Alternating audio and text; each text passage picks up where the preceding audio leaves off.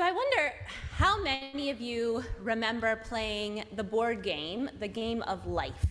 Anyone played that? Oh, good, yes. Maybe as a kid, maybe more recently. I know I remember it. There was a certain thrill to playing that game as a kid. It felt very mature somehow. Like you were really preparing yourself for the way the world was going to be. With your tiny car and your choice about whether or not to take on student loan debt in hope of a higher paying job, it was like being a real adult. Now, I think I kind of always knew that it wasn't a good approximation of real life. And there definitely was some point at which I realized that some of the messages embedded in that game were pretty messed up. It was called the game of life, but really more accurately was the game of capitalism. The goal, after all, was to have the most money at the end. And the implication was that money was the very most important component to having a good life. Now, the game also made certain assumptions, starting with that idea that there is a certain kind of life that we're all striving for, and that conformity to that life was how you succeed. But perhaps even more challenging was the assumption that we all start from the same place. The game only begins at age 18 with the choice of whether or not to enter college, as if everyone even has that choice. As if money and success and a good life are all a matter of choosing the right path, drawing the right cards. It is these kind of assumptions that have shaped the myth of the American dream. In this land of opportunity overflowing with milk and honey, the idea was that everyone could find wealth and success and a good life if you just work hard enough and make the right choices. This is where meritocracy came into the picture. Initially, the idea seemed so much better than aristocracy, right? Where the only thing that mattered was the family you were born into. That American dream ideal of meritocracy gave the impression of a level playing field, where everyone has the same opportunities, where wealth is not a matter of birth, but of hard work. Now, of course, that's not how it works. As we just heard from DeRay McKesson, there is no magic level playing field. In the United States, wealth is much more complicated than that. It is at least 90% about birth and luck, and about who our systems are set up to benefit.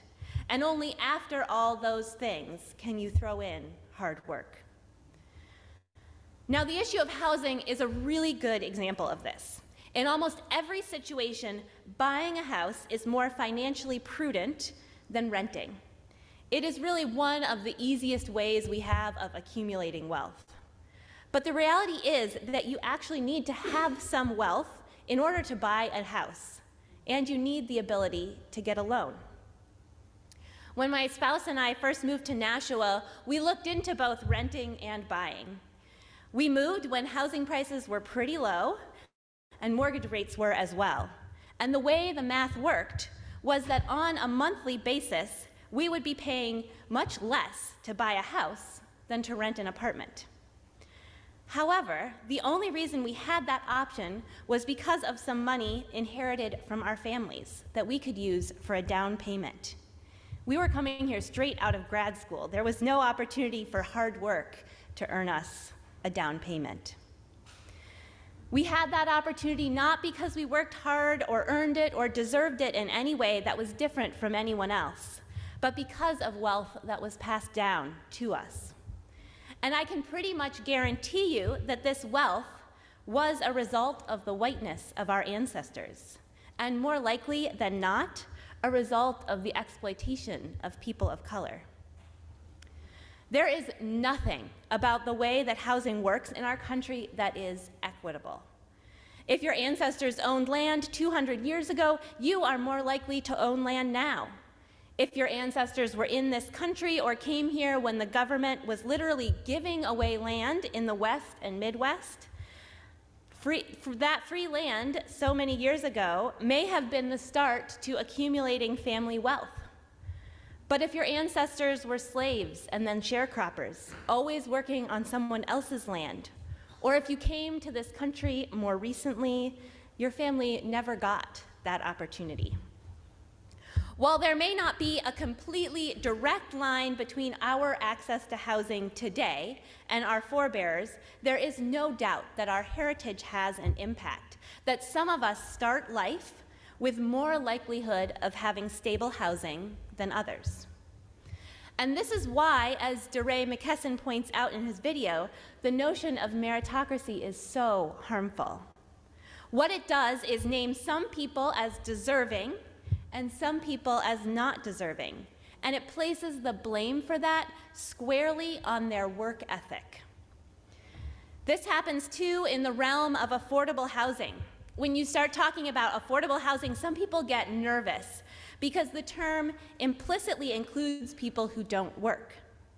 There's a lot of talk, on the other hand, about workforce housing, as if the most important people to house, those most deserving of a place to live, are the ones who are working, who are contributing to the economic system of capitalism. This is meritocracy at work, and it is deeply antithetical to what we believe as Unitarian Universalists. Our Universalist theology tells us very clearly that we don't have to do anything to be deserving of love. And it follows that we don't have to do anything to deserve having our basic needs met. Everyone deserves food and shelter, proper medical care and education, clean water and air. This seems very basic, right? Very intuitive. But it is not at all how our systems are set up. And it is certainly not how capitalism works. We have been taught over the years to commodify people, to consider their worth to be only as much as they are able to contribute to the economy. Yet the theology of universalism flies in the face of that, challenging the very foundations on which our economy was built, posing the radical idea that worth is inherent and not earned. This should not be a radical idea. As McKesson says, it's not radical to believe that we can live in a world that police don't kill people. It's not radical to say that every kid should be able to read and write. It's not radical or extreme to say that we can feed every single person every single day. The only radical thing about it is that we have to say it in the first place. I believe deeply that our universalism calls us to work for a world of equity, where everybody has what they need to survive and thrive, even when that looks different for each person. And a piece of that, one that I've been working on with a group of other Nashua clergy for the last 4 years, is the idea that everyone deserves a safe place to live. Our Nashua Interfaith Housing Justice Group formed just over 4 years ago as the housing crisis in our state was just beginning to get noticed. We have spent years in a rental market that has an incredibly small vacancy rate, with a shortage of housing that has become more and more dire. In 2019, after many conversations and a fair amount of research, our group identified the need for 4,000 new units, at least 4,000 new units of housing in Nashua to be built over the next 10 years, with at least half of those, or 2,000 units, being affordable, meaning that people who were earning 80% or less of the median income could find a rental that costs no more than 30% of their income.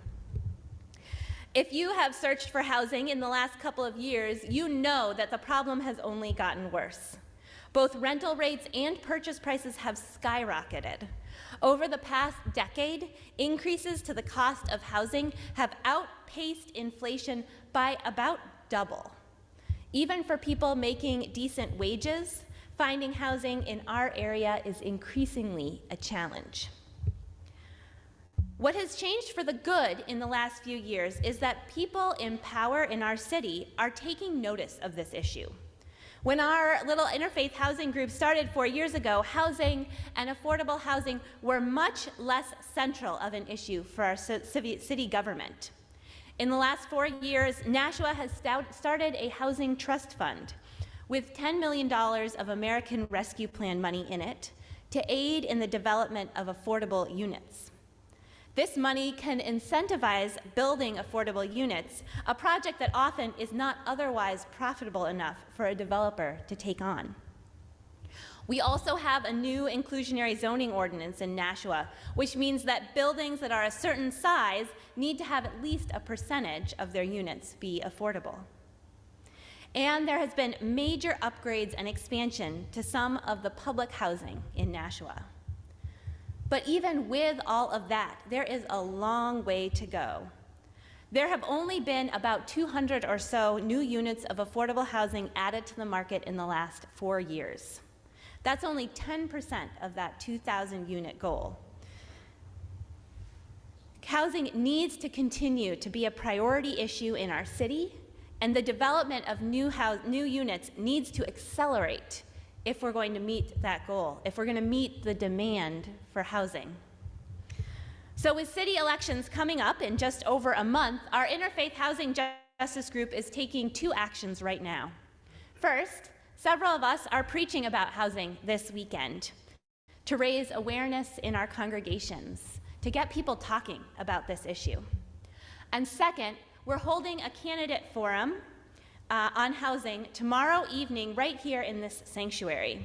The forum will include both of our mayoral candidates and about 13 of the candidates for the Board of Aldermen. We have some members of the community who will share stories, and each candidate will get a moment to share their policy priorities about housing. We hope that this will elevate the issue in this election season, and that whoever gets elected will know that this is a vital issue in our community. Everyone is welcome to attend the candidate forum tomorrow evening at 7:30. The bigger turnout we get, the more clear it is that this is an essential topic for candidates to care about. And I hope the more clear it is that we here in Nashua believes that everyone deserves a safe place to live. After 4 years of working on housing, I know that there is no easy fix. There is no single magic policy that will solve hundreds of years of a stacked system. And I believe even more deeply with every story I hear about the lack of housing that we need all hands on deck to figure it out. We need new systems that ensure everyone has access to a roof over their heads. We need to reorient our rhetoric away from the idea that people have to earn the right to be housed and towards the idea that we have enough for all, that everyone can and should have their basic needs met, including a place to live. So I invite you to join me. May we continue to work toward a world that embodies that radical universalist notion that everyone is worthy, that everyone deserves. May it be so.